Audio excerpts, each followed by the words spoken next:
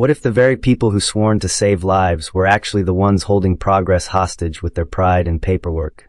Imagine being the only person in the world who can see a fire starting, but because you aren't wearing the official uniform, they'd rather let the whole building burn down than listen to your warning. I spent my entire life believing that medicine was about the person on the table, not the certificate on the wall, until the day the system decided to crush me for it. Before we continue, if you love our stories, do well to encourage us by hitting the like button, share and subscribe for more. My name is Dr. Peter West. I am 39 years old, and for the last 3 years, I've been a ghost in my own city. Before that, I was the lead surgeon at the Aethelgard Institute, a place that values rules more than heartbeats. I was their golden boy, the one they put on the posters, until I realized that their proven methods were actually killing people who could have been saved with a bit of courage and modern intuition. My downfall happened on a Friday. I had a young boy on my table whose brain was swelling so fast he was minutes from death.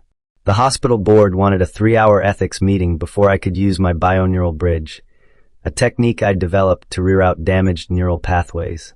I ignored them and performed the procedure anyway.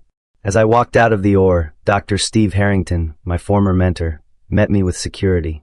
He didn't care about the boy's life. He only cared that I had bypassed his authority. The hearing was a total sham designed to humiliate me. I stood in that cold marble hall while Dr. Steve Harrington told the board I was a cowboy who played God with human lives. He spoke about protocols and insurance liabilities like they were holy scriptures. He made it sound like my success was a fluke and my methods were a danger to the public. It was a character assassination disguised as a professional review by men who forgot what it was like to be in the trenches. I looked over at Dr. May Snowfield, the woman I had spent years researching with. We had shared dinners and dreams of curing the incurable. I expected her to stand up, to tell them how many lives my methods could save, but she just stared at her lap. She was too afraid of losing her own high-ranking spot to speak the truth. Her silence felt like a physical weight in the room, pressing down on my chest until I could barely breathe. The silence in that room was louder than any shout. When they announced that my medical license was revoked permanently, it felt like they were stealing my very hands. I was escorted out of Aethelgard like a common thief, my career turned to ash. Dr. Harrington watched from the balcony with a look of smug satisfaction on his face. He didn't realize that by pushing me into the shadows, he was giving me the freedom to find the answers he was too blind to see. For 3 years, I lived in the Fringe, the grimy industrial heart of the city. I turned an abandoned watch factory into a secret clinic where I helped those the system had forgotten. I wasn't alone. A street-smart kid named Kai, whose life I had saved when the big hospitals turned him away, stayed on as my assistant.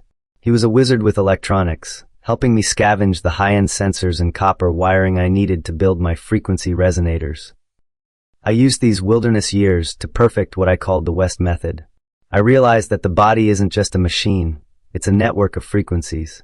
While the Institute was busy pumping people full of synthetic drugs, I was using sound wave resonance to heal tissue at the cellular level. I had no fancy equipment, just some copper coils and an old frequency generator Kai, and I had modified to map the body's natural bioelectric rhythms. One night, a girl named Sloane brought her father to me. He was completely stiff, his joints locked by a rare autoimmune flare-up that the real doctor said was terminal.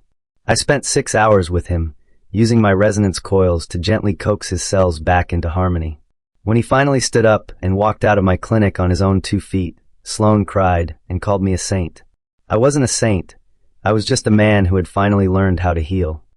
While I was working in the dark, a nightmare was brewing in the light. From my small workshop, I watched the local news reports as the Aethelgard Institute scrambled to respond to a disaster. They called it the Stasis Plague.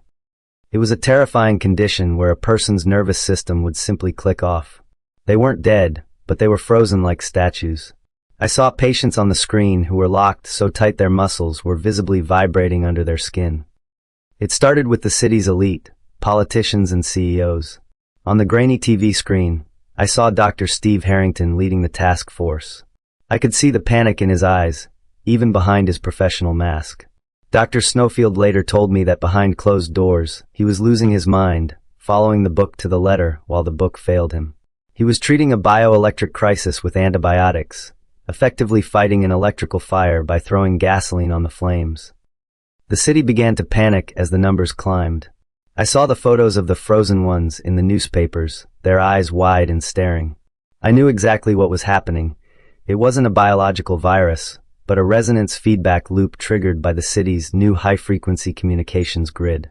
I looked at my humble copper coils, knowing they were more powerful than everything in Dr. Harrington's multi-million-dollar hospital. I felt a familiar pull to return to the world that had cast me out. The breaking point came when the plague finally entered the inner circle of the Institute.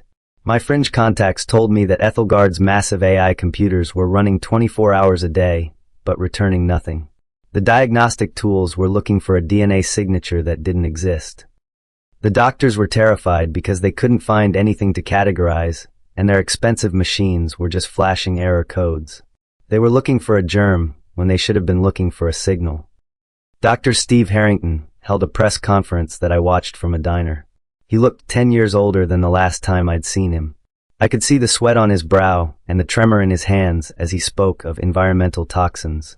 He was a man watching his world of rigid protocols crumble around him. The very rules he used to destroy me were now the walls of his own prison. He was helpless because he refused to look beyond his textbooks. The hospital went into a total lockdown, but it was too late. People were freezing in the lobbies. The system that had banned me for being unconventional was now being destroyed by something it couldn't name. I sat in my warehouse, looking at my resonance equipment, knowing I held the only cure. I wasn't going to go to them. I knew the arrogance of men like Dr. Harrington. They would have to be completely broken before they would admit they needed the cowboy they fired. 3 years had passed since my exile, but on one specific Monday morning, the world at Aethelgard finally stopped. The news reported that 3 members of the board of directors had collapsed. Director Miriam Roth, the woman who had personally signed my banishment papers, was the first to fall. She was found sitting at her desk, her arm locked in a reaching position, her eyes wide and unblinking. She was a living statue, trapped in a moment of high-tension paralysis. The chaos at the hospital was absolute. I heard from Dr. Snowfield later that doctors were walking out, terrified. Dr. Harrington continued to insist on aggressive chemical treatments, but every injection seemed to lock the patients further into their paralysis.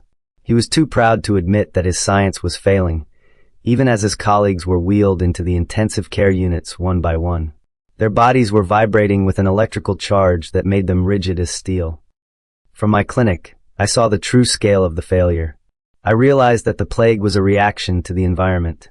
Aethelgard was located directly over the main power hub of the city, and the high-frequency vibrations from the new grid were feeding the illness. The institution was literally vibrating with the energy that kept its patients frozen. They were dying inside a trap of their own making, and their scientific equipment was only making it worse. Inside the sterile walls of the hospital, Dr. May Snowfield could no longer stay silent. She later confessed to me that she stood in a briefing and told Dr. Harrington his protocols were killing people. She pointed out that every board-approved treatment was making the muscular locking worse. She had spent 3 years hating her own cowardice, and she decided she couldn't be a slave to the system anymore. She knew that the person they needed wasn't in the building. Dr. Snowfield waited until Dr. Harrington was occupied, then she used her admin credentials to access my original research. She had been secretly keeping my digital files alive on a private server for years, waiting for a moment where the board couldn't ignore the truth. As she scanned my notes, she realized I had predicted this exact feedback loop. She knew then that the reckless Dr. Peter West was the only man who could stop the freeze. Without a second thought, Dr. Snowfield grabbed her coat and headed toward the industrial smoke of the Fringe. She followed the rumors of the shadow healer until she found my watch factory. She was coming to find me, not because she missed me, but because she couldn't live with the guilt of letting more people turn to stone. She was the bridge between the establishment that hated me and the cure that could save them. The smell of ozone and old machinery filled my workshop as I worked on a frequency coil with Kai. I heard a car stop outside, and when the door creaked open, Dr. May Snowfield was standing there. She looked like a ghost. She was exhausted, her eyes red from the weight of the bodies she couldn't save. "Peter," she whispered, her voice trembling. "I was wrong. We were all wrong. The board is dying, and Dr. Harrington is making it worse." I didn't offer her a seat. I remembered the way she looked at her lap during my hearing, while they took my life away.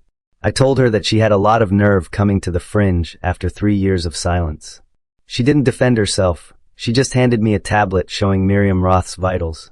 Miriam's muscles were under such tension, they were beginning to break down. Despite my bitterness, the doctor inside me couldn't ignore a patient who was literally tearing themselves apart.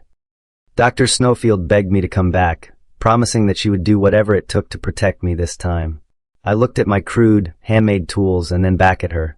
I realized that if I didn't go, hundreds would die just to satisfy my pride. I wasn't going to be like Dr. Harrington. I'm not coming back for the board, I told her, grabbing my gym bag of gear. I'm coming back to prove that the West method is the only thing that actually heals. I told Dr. Snowfield that I would only return on one condition. I was to have absolute authority over the stasis ward. No board meetings and absolutely no interference from Dr. Harrington. If anyone tried to stop my unconventional methods, I would walk out immediately. Dr. Snowfield agreed to everything. During the drive, I watched her frantic on her phone. Using every legal loophole and board member password, she still remembered to forge an emergency clearance. When we arrived at the back entrance of Aethelgard, the air felt like ice. Dr. Snowfield led me through the service elevators to avoid the press. I was carrying my frequency generators in a beat-up gym bag, looking more like a repairman than a surgeon. As we reached the main ICU, we were intercepted by Dr. Steve Harrington and a group of hospital lawyers. Dr. Harrington looked at me like I was a virus myself, his face turning purple with rage.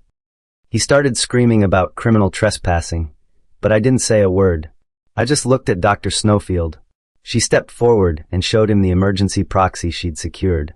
She told him that if he interfered, he would be held personally responsible for the death of every person in the ward. Dr. Harrington's jaw dropped. He finally stepped aside, his hands shaking with fury as I walked past him into the ward I had once been banned from. Walking back into the main ward felt like stepping onto a battlefield. The frozen ones were lined up in rows, their eyes staring at nothing. Nurses were desperately using 4 drips and eye lubricants to keep the statues alive. Their muscles were so rigid they felt like solid stone to the touch. I saw the whispers start as I passed by. "Is that Dr. Peter West?" they asked. I ignored them all. I walked straight to Miriam Roth's bed. I began setting up my copper coils around her bed, ignoring the expensive monitors that were beeping uselessly. I could feel Dr. Harrington watching me through the observation glass, waiting for me to fail so he could have me arrested. I didn't care about his judgment anymore. I was 39 years old, and I was about to turn the most prestigious hospital in the country into my own experimental lab. I was a healer, with or without their permission. Before I tell you how I turned the tables on the Institute's doubts and executed the most dangerous phase of my medical return, I have to ask, if you have come with us this far, it means you are really invested in Peter's journey. Please do well to like this video, share it with friends who love satisfying underdog stories, and subscribe to our channel so you never miss a part. Also, tell us in the comments where you are listening from. We love seeing our global community. Thank you. I stood over Miriam Roth, the woman who had once looked down at me with pure disdain.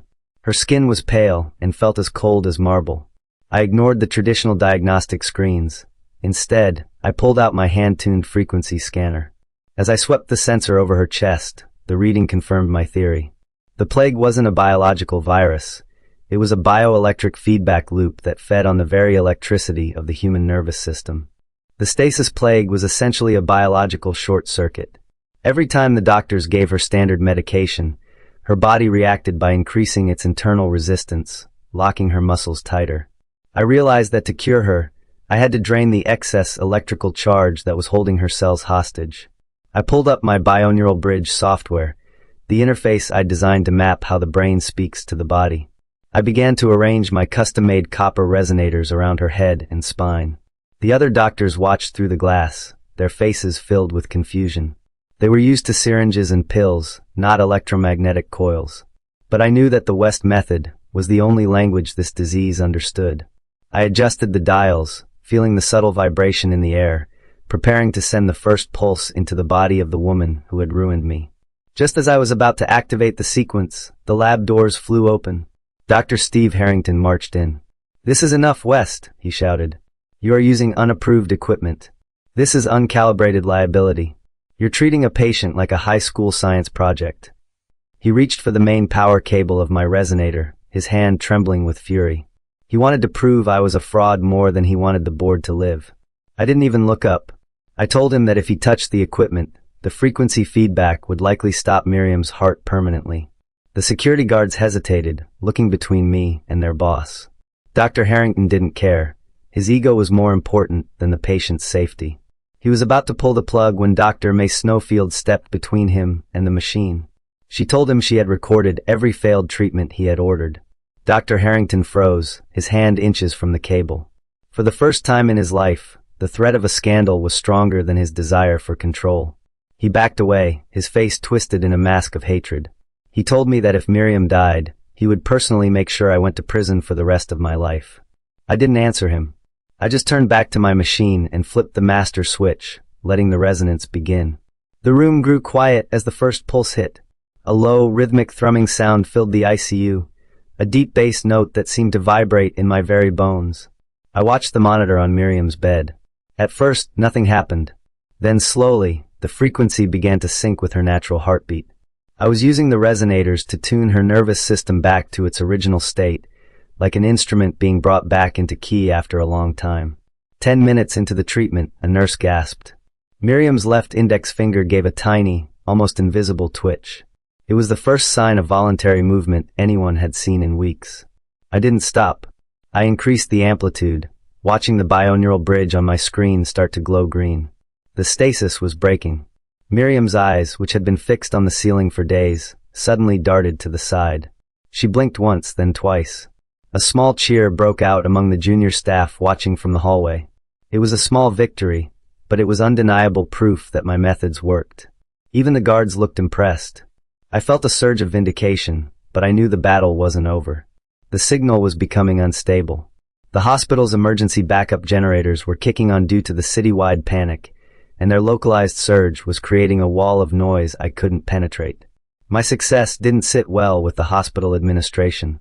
That night, under the cover of darkness, Officer Julian Hayes and a team of security staff were ordered to conduct a safety inspection. They moved in to seize my equipment, claiming it was a fire hazard. It was a transparent attempt by Dr. Steve Harrington to stop me before I could cure the rest of the board and make his entire career look like a failure. I stood my ground, blocking the path to the machines. Julian Hayes told me he was just following orders from the top. I told him that if he moved those coils, the patients in the ward would slip back into the stasis within the hour, and this time, their hearts would stop. The tension was at a breaking point, and Julian looked like he was ready to use force to move me out of the way. Dr. May Snowfield appeared again, this time with a group of nurses and junior doctors. They formed a human wall around my equipment. Dr. Snowfield told Julian that if he wanted the machines, he would have to go through the entire medical staff. The security team finally lowered their gear. Dr. Harrington's plan had backfired. I now had an army of believers standing behind me. The victory was short-lived. By the next morning, the city's power grid spiked as the panic caused an energy surge across the district. The interference from the hospital's massive power hub became too loud for my small portable machines to drown out. The patients who had shown signs of recovery began to stiffen again. I realized that my current resonators weren't strong enough to pierce through the electrical noise of the hospital's grid. I stared at the data, my mind racing. I realized I needed the industrial-grade rare earth minerals I had stored in the Fringe, materials I had used to build my larger machines in the warehouse. Aethelgard didn't have them because they thought they were useless junk. I looked at the clock. Miriam and the others only had a few hours before their nervous systems collapsed. The city was under a strict curfew, and the roads were blocked. I turned to Kai and told him we had to go back to the Fringe to retrieve my hidden stash. It was a dangerous trip, but staying here meant certain death for everyone in the ward. We had to navigate a panicked city to get the only thing that could stabilize my signal against the grid's interference. I looked at the patients one last time, and then ran for the exit. I was going back to the shadows to find the light. The city outside was a nightmare. I took Kai, and we slipped out of the loading dock, navigating back alleys to avoid the National Guard checkpoints. My heart was pounding as we entered the Fringe. When we reached my warehouse, Kai led me through a series of underground factory tunnels he knew from his days on the street, letting us bypass the looters. We scrambled to find the minerals hidden beneath the floorboards. We didn't have time to linger. We sprinted toward our car, the lead-lined container clutched to my chest. I could hear shouting in the distance, but Kai's knowledge of the side streets kept us ahead of the chaos. We sped back toward Aethelgard, weaving through abandoned vehicles and debris. Every second on the road was a second that Miriam Roth and the others drifted closer to an irreversible neural shutdown. We barely made it back through the hospital gates, dodging a patrol. I was covered in dust and sweat, but I had the minerals. I ran straight back to the ICU, where Dr. Snowfield was waiting with a look of pure relief. We didn't have a moment to lose. I began integrating the rare minerals into the resonance coils, preparing for the final, massive pulse that would either cure everyone or destroy the ward entirely. Returning to the hospital was like entering a tomb, but the biggest shock came when I entered the ICU. There, lying on a gurney, was Dr. Steve Harrington. The man who had spent his life fighting for protocol was now a victim. Dr. Snowfield told me he had insisted on using a high-voltage neural scanner to prove me wrong. The device acted like a lightning rod, pulling the feedback loop from the patient directly into his own arm. Dr. Harrington's eyes were wide and filled with terror. He was conscious, paralyzed, and completely helpless. He had become a prisoner in his own skin. I stood over him, looking at the man who had stolen my reputation and my career. For a second, I felt a flash of anger, a desire to let him stay that way. But I am a doctor first. I looked at Kai and told him to start the mineral infusion. We had work to do. I realized then that Dr. Harrington wasn't just my enemy. He was a symptom of a broken system. To save the medical community, I had to save him. I began to wire him into the new, amplified circuit.